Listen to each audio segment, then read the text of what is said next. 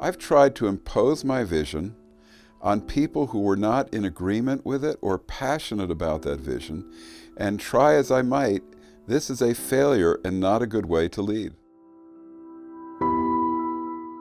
I had tried to get people to follow me and to help me to establish the vision when they really were not on the same page with me on basic visionary levels.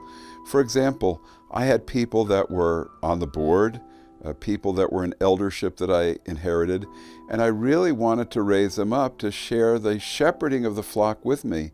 But although they liked being on the board and making decisions, they did not have a vision of shepherding the flock with me, nor did they have a vision of the seriousness of the Jewish life that I wanted to produce in our Messianic Jewish congregation.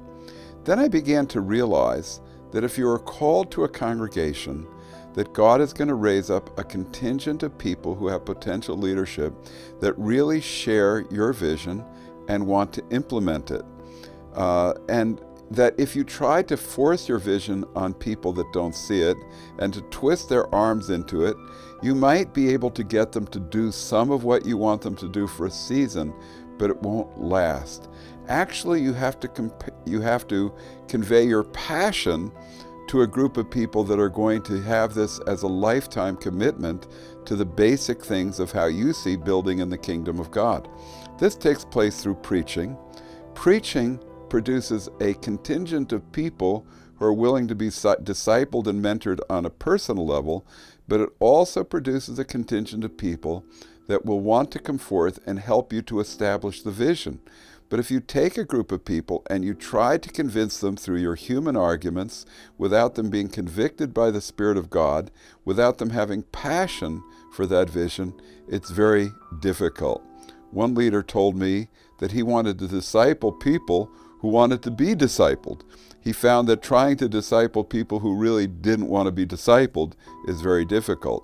And I also found that if you have people that are in official positions of leadership, but they're not wanting to be trained into your vision and how it's to be implemented, it's no end of struggling.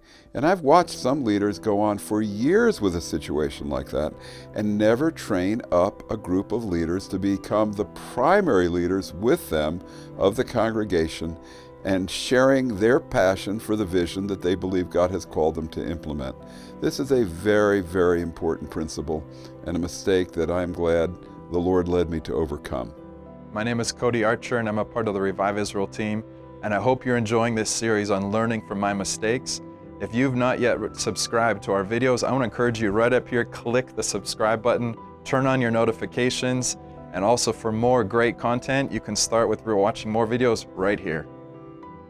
I used to share too much information with people who were not prepared to handle what I would share with them.